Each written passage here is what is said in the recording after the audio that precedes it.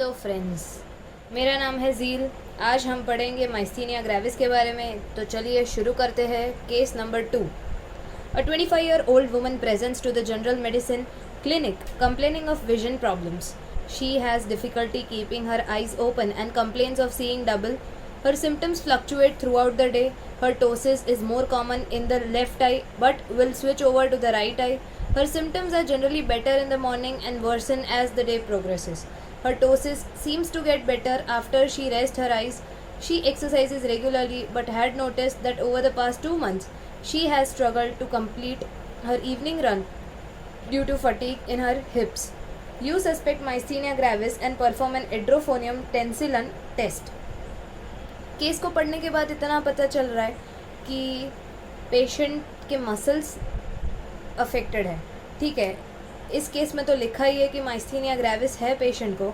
अगर in case ना लिखा हो तो ये जो मैंने वर्ड्स मार्क किए हैं उससे ईजिली डायग्नोस कर पाएंगे आप कि माइस्थीनिया ग्रेविस का पेशेंट है। सीइंग डबल का मतलब होता है डिप्लोप्लिया। टोसिस का मतलब ड्रूपिंग ऑफ आईलिड, ड्रूपिंग मतलब गिर जाना। फटीग का मतलब थकान। ठीक है, तो चलिए पहले जानते हैं कि माइस्थीनिया ग्रेविस में होता क्या है।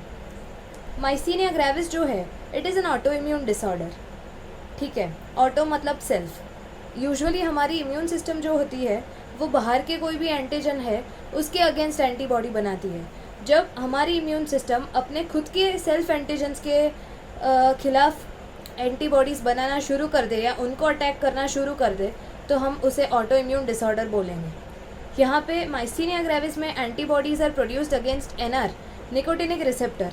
स्पेशली जो एनएम मतलब न्यूरोमस्कुलर जंक्शन के पास जो निकोटिनिक रिसेप्टर्स है, दो टाइप के निकोटिनिक रिसेप्टर प्रेजेंट होते हैं। एक एनएम न्यूरोमस्कुलर जंक्शन पे और एक एनएन न्यूरॉन जंक्शन पे। ठीक है, तो माइस्थीनिया ग्रेविस में न्यूरोमस्कुलर जंक्शन अफेक्ट होता है, इसलिए एनएम रिसेप्टर अफेक्ट होते हैं। उनके अगेंस्ट एंटीबॉडीज़ बनती है बॉडी में।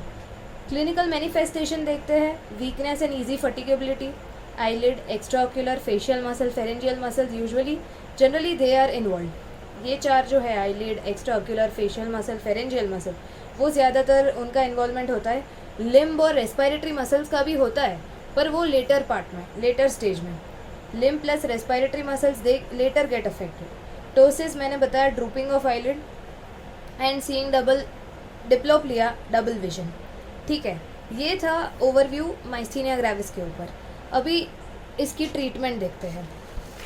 ट्रीटमेंट में neostigmine is the first line drug to restore muscle strength. अभी उससे पहले नियोस्टिग्मिन का एक्शन समझे हम, उससे पहले हम ये डायग्राम को समझते हैं। यहाँ पे मैंने नर्व ड्रॉ की है। ये साइनैप्स है छोटू सा, और ये जो है ये न्यूरोमस्कुलर मतलब मसल है। मैं दिखाती हूँ, ये बड़ा डायग्राम जूम किया हुआ। तो यहाँ से एसिटाइलकोलिन रिलीज़ होगा साइनैप्स में।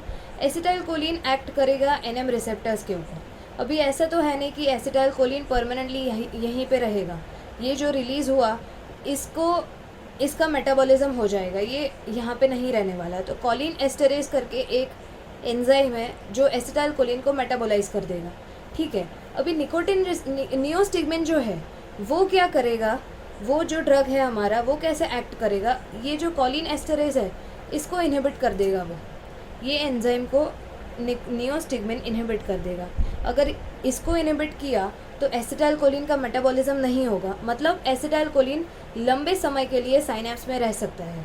ठीक है, इसीलिए नियोस्टिग्मिन को हम एंटी कोलिन एस्टरेज भी बोलते हैं।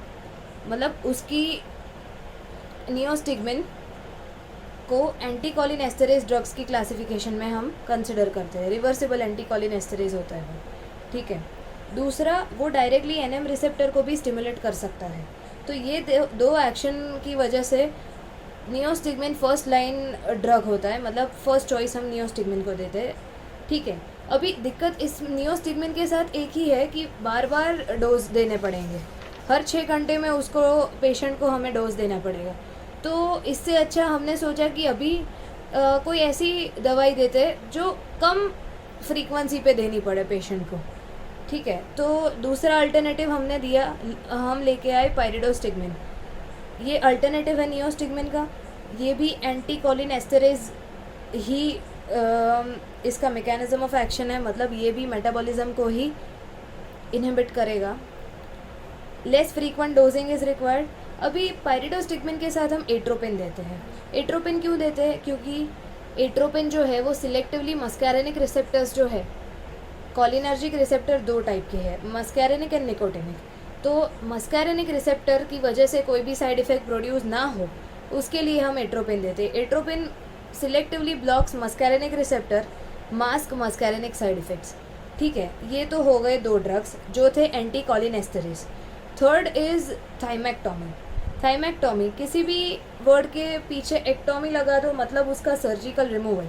ठीक है, ये यंगर पेशेंट्स में देखने को, यंगर पेशेंट्स में हम करते हैं। इफ़ेक्टिव होता है, इम्प्रूवमेंट से लेके कंप्लीट रेमिशन तक पॉसिबल है। थाइमस को हमारी बॉडी में एक ट्रेनिंग सेंटर जैसे मानो जैसे आर्मी है, तो आर्मी का जैसे ट्रेनिंग सेंटर होता है कि वहाँ पे हर सोल्जर को ट्रेन किया जाता है कि भाई अपने लोगों को नहीं मारना है, दुश्मन पे अटैक करना है, वैसे ही थाइमस ट्रेनिंग सेंटर है बॉडी का। ठीक है, जब थाइमस में दिक्कत आ जाए, जब वो डिफरेंस ना क्रिएट कर पाए कि ये अपना है या ये दूसरे देश का, तो दिक्कत होनी शुरू हो जाएगी। सिमिलरली यहाँ पे भी कुछ ऐसा ही होता है कि थाइमस में ही मॉडिफाइड मसल सेल्स होते हैं विथ एनआर। अभी थाइमस ट्रेनिंग सेंटर है, वहाँ पे टी लिम्फोसाइट की ट्रेनिंग हो रही है, टी लिम्फोसाइट का मैच्योरेशन हो रहा है, तो वो सेल्फ एंटीजन को ही नहीं कर पाते रिकॉग्नाइज कि भाई ये तो बॉडी का है, और उसके अगेंस्ट एंटीबॉडी बनाना शुरू कर देते हैं। तो हमने क्या सोचा कि अगर थाइमस को ही रिमूव कर दे, ठीक है, तो सोर्स ही एंटीजन का चला जाएगा, तो एंटीबॉडीज़ बनेंगे ही नहीं।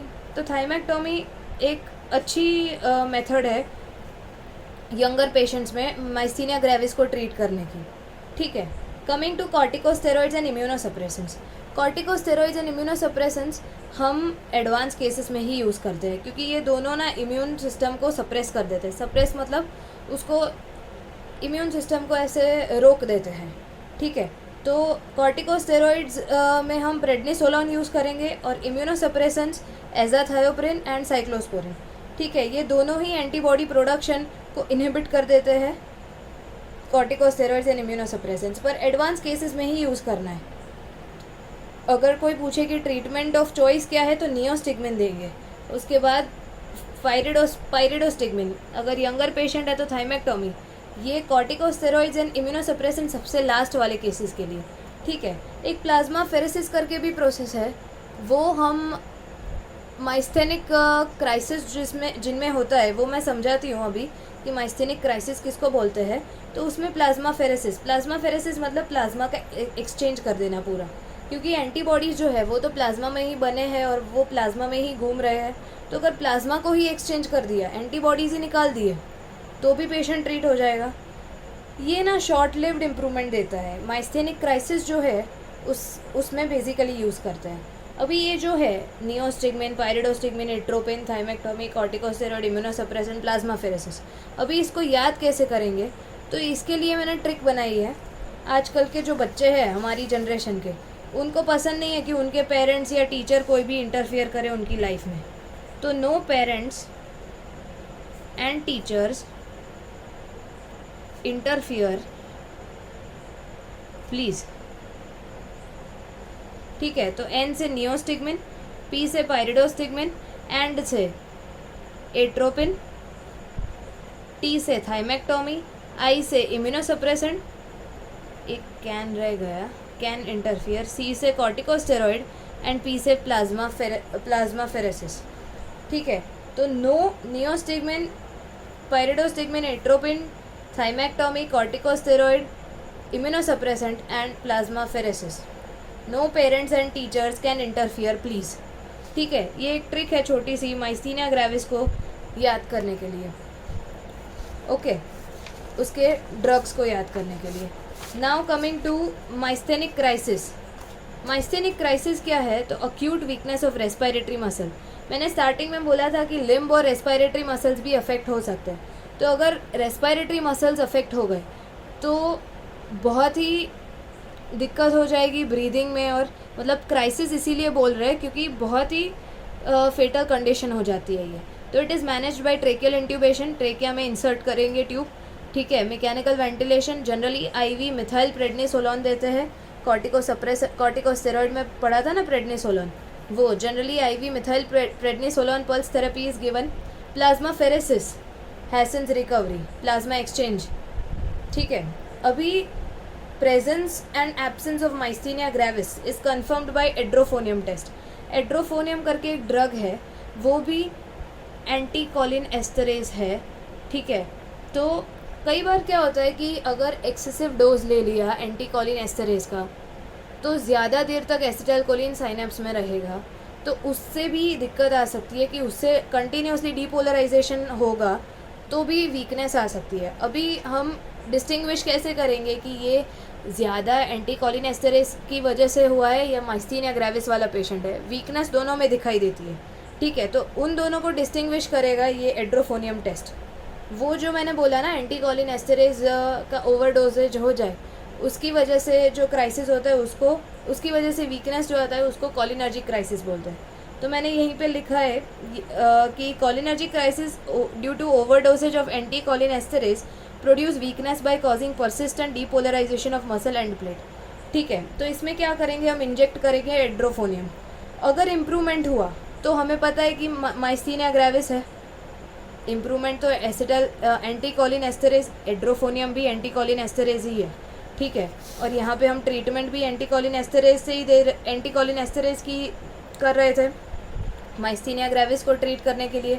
तो अगर इम्प्रूवमेंट दिखा दैट मीन्स माइस्थीनिया ग्रेविस वाला पेशेंट था, माइस्थेनिक क्राइसिस। और अगर इम्प्रूवमेंट नहीं देखा और ज़्यादा वर्स हो गया तो हम समझ जाएंगे कि हाँ भाई ये तो एंटीकोलिन एस्टरेज ही है, मतलब कोलिनर्जिक क्राइसिस की वजह से उसको मसल वीकनेस आई है, ठीक है। तो कन्फर्मेटरी टेस्ट या आइडेंटिफिकेशन टेस्ट या डिफरेंशिएशन टेस्ट या एड्रोफोनियम जिसको टेंसिलन टेस्ट भी बोलते हैं, ठीक है। तो यही तक था मेरा आज का सफ़र आपके साथ। Thank you so much.